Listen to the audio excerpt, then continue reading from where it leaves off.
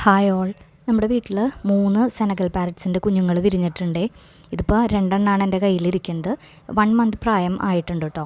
ഇപ്പോൾ നമ്മൾ പാരൻസിൻ്റെ കയ്യിൽ നിന്ന്, അതായത് അമ്മക്കിളിയുടെ അടുത്തുനിന്ന് ഈ കുഞ്ഞുങ്ങളെ എടുത്തിട്ട് 2 ദിവസമായിട്ടുള്ളൂ. ഇന്നിപ്പോൾ 2ാമത്തെ ദിവസമാണ്. ഹാൻഡ് ഫീഡ് ചെയ്ത് തുടങ്ങി.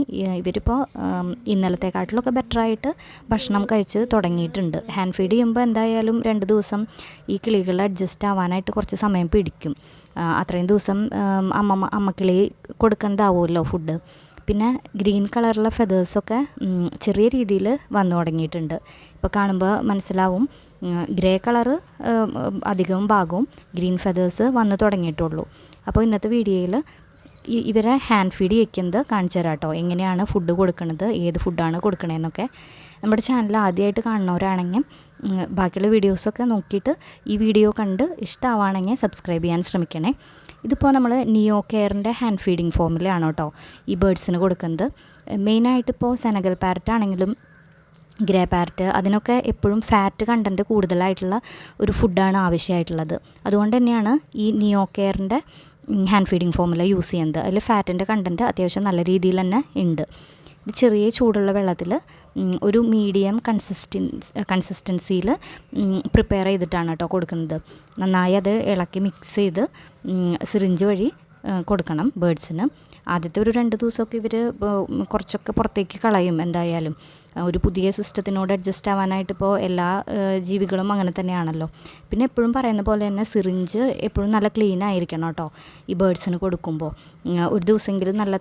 ഒരു ദിവസം ഒരു പ്രാവശ്യമെങ്കിലും നല്ല തിളച്ച വെള്ളത്തിൽ കഴുകി വൃത്തിയാക്കിയിട്ട് കൊടുക്കുക. ഇപ്പോൾ ഈ ബേഡ്സിന് ഒരു 8 to 10 ml ഒക്കെയാണ് കൊടുക്കണത്. ആദ്യത്തെ 2 ദിവസം ഇപ്പോൾ 10 ml കൊടുത്താലും അത് ഫുള്ളായിട്ട് ഇവർക്ക് കിട്ടിക്കൊള്ളണമെന്നില്ല.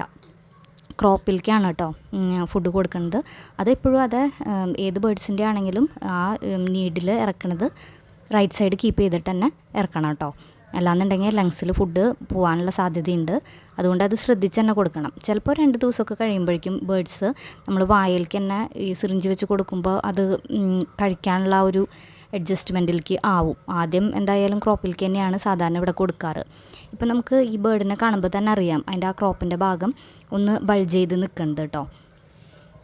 പിന്നെ നമ്മൾ ആ പ്രിപ്പയർ ചെയ്യണം ആ ഒരു ഫുഡിൻ്റെ ചൂടും നമ്മൾ നന്നായി ശ്രദ്ധിക്കണം കേട്ടോ. ഈ ബേഡ്സിന് എപ്പോഴും അവരുടെ ആ ഒരു ഉള്ളിലത്തെ സ്കിന്നൊക്കെ വളരെ സോഫ്റ്റായിട്ടിരിക്കുന്ന ഒരു സമയമാണല്ലോ. കുഞ്ഞുണ്ടായിട്ട് ആകെ 1 മന്തല്ലേ ആയിട്ടുള്ളൂ. അപ്പോൾ അതുകൊണ്ട് തന്നെ ചൂട് നമ്മുടെ കയ്യിൽ നമുക്ക് താങ്ങാൻ പറ്റുന്ന ചൂടിനെക്കാട്ടിലൊക്കെ വളരെ കുറഞ്ഞ രീതിയിൽ, അതായത് ചെറിയൊരു ചൂടിൽ മാത്രമേ കൊടുക്കാനായിട്ട് പാടുള്ളൂ. നമ്മളത് ഉണ്ടാക്കി കലക്കി വെച്ച് കഴിഞ്ഞതിന് ശേഷം ഒരു 10 സെക്കൻഡ് നമ്മുടെ കൈവിരൽ അതിൽ ഇട്ട് നോക്കുമ്പോഴാണ് കറക്റ്റായിട്ട് ആ ഒരു ഫുഡിൻ്റെ ചൂട് നമുക്ക് മനസ്സിലാവുള്ളൂ. അപ്പോൾ അതിന് ശേഷം ഈ ബേഡ്സിന് കൊടുക്കാൻ പറ്റുന്ന രീതിയിൽ ചെറിയ ചൂടോട് കൂടിയിട്ട് വേണം ഈ ഫുഡ് കൊടുക്കാനായിട്ട്. ഇപ്പോൾ നമ്മൾ 2ാമത്തെ ബേർഡിനും കൊടുത്തു കഴിഞ്ഞു. ഇങ്ങനെ ഈ 3 ബേഡ്സിനും ഇങ്ങനെ തന്നെ ഹാൻഡ് ഫീഡ് ചെയ്തു കേട്ടോ. ഇപ്പോൾ എല്ലാതും ഫുഡ് കഴിച്ചിട്ട് ഓക്കെ ആയിട്ടാണ് ഇരിക്കുന്നത് കേട്ടോ. ഇവരെ ഇങ്ങനെ കണ്ടിരിക്കാനും ഒരു പ്രത്യേക ഭംഗിയാണ്. ഇപ്പം അങ്ങനെ ഒട്ടും മൂവ് ചെയ്ത് തുടങ്ങിയിട്ടൊന്നുമില്ല.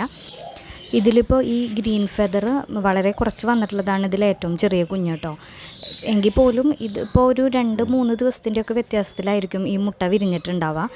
മുട്ട വിരിയണ ആ ഒരു സമയത്തൊന്നും നമ്മളങ്ങനെ കൂട് തുറന്ന് നോക്കാറില്ല കേട്ടോ ബ്രീഡിംഗ് ബോക്സ്. കാരണം എന്താണെങ്കിൽ ഈ അമ്മക്കിളികൾക്ക് ഒരു പേടി വന്നു കഴിഞ്ഞാൽ പിന്നെ ഇവർ ചിലപ്പോൾ ഈ കുഞ്ഞുങ്ങളെ കറക്റ്റായിട്ട് നോക്കില്ല. അപ്പോൾ അതുകൊണ്ട് കുഞ്ഞ് വിരിഞ്ഞ് കഴിയുമ്പോൾ നമുക്ക് ഇവരുടെ ഒരു ശബ്ദമൊക്കെ കേട്ട് തുടങ്ങുമല്ലോ. അതിനൊക്കെ ശേഷം ആണ് ശരിക്ക് കൂട് തുറന്ന് ഒക്കെ നോക്കാറുള്ളൂ. അപ്പോൾ എന്തായാലും മുട്ടയിടണേനും 2-3 ദിവസത്തെയൊക്കെ വ്യത്യാസം ഉണ്ടാവുമല്ലോ. അപ്പോൾ അതിനനുസരിച്ചിട്ട് ഈ കിളികളുടെ വളർച്ചയിലും ചെറിയ വ്യത്യാസങ്ങൾ വരും കേട്ടോ. പിന്നെ നമ്മുടെ ബേഡ്സിൻ്റെ വീഡിയോസ് കണ്ടിട്ട് നിങ്ങൾക്ക് താല്പര്യമാവുകയാണെങ്കിൽ നിങ്ങളുടെ ഫ്രണ്ട്സിനോ റിലേറ്റീവ്സിനോ ആർക്കെങ്കിലുമൊക്കെ ഇങ്ങനെ ബേഡ്സിനെ വളർത്തണവരുണ്ടെങ്കിൽ വീഡിയോസ് ഷെയർ ചെയ്ത് കൊടുക്കാവുന്നതാണ് കേട്ടോ. ഇപ്പോൾ ഇതിൻ്റെ കഴുത്തിൻ്റെ ഭാഗത്താണ് തൂവൽ വളരെ കുറച്ച് വന്നിട്ടുള്ളത്. ബാക്കി ചിറകും പിന്നെ ബോഡി പാർട്ടൊക്കെ ഏകദേശം ചെറിയ രീതിയിൽ തന്നെ ഫില്ലായിട്ടുണ്ട്. ആ ഒരു കഴുത്ത് കഴിഞ്ഞിട്ടുള്ള സ്കിന്നിൽ ആണ് തൂവൽ വളരെ കുറച്ച് വന്നിട്ടുള്ളത്. ഇപ്പോൾ 8 to 10 ml വെച്ചിട്ട് 4 തവണയാണ് കേട്ടോ ഒരു ദിവസം ഇവർക്ക് ഫുഡ് കൊടുക്കുന്നത്. ഇന്നലെ തൊട്ടിപ്പോൾ അങ്ങനെയാണ് ചെയ്തിട്ടുള്ളത്. ഈ വീക്ക് എന്തായാലും 1 വീക്കൊക്കെ 4 തവണ തന്നെ കൊടുക്കേണ്ടി വരും. അത് കഴിഞ്ഞ് ഇവർ കുറച്ചും കൂടിയൊക്കെ ഫുഡ് കൂടുതൽ കഴിക്കണ ആ ഒരു സ്റ്റേജിലേക്ക് എത്തിക്കഴിഞ്ഞാൽ നമുക്ക് 3 തവണയിലേക്ക് കുറയ്ക്കാവുന്നതാണ് കേട്ടോ. അപ്പോഴേക്കും ഇവരുടെ ഫുഡ് 10 ml ഉള്ളത് 15 ml ഒക്കെ ആക്കിയിട്ട് നമുക്ക് കൂട്ടാവുന്നതാണ്. ഇനി ഇവരുടെ ഓരോ സ്റ്റേജിലുള്ള ഗ്രോത്ത് നമ്മൾ അടുത്ത ഷോർട്ട് വീഡിയോസിലൂടെയൊക്കെ ഇടുന്നതായിരിക്കും കേട്ടോ. അപ്പോൾ ഇന്നത്തെ ഈ വീഡിയോ ഇഷ്ടമായെന്ന് പ്രതീക്ഷിക്കുന്നു. ഇനി വേറെ വീഡിയോസിലൂടെ കാണാം. Okay, by.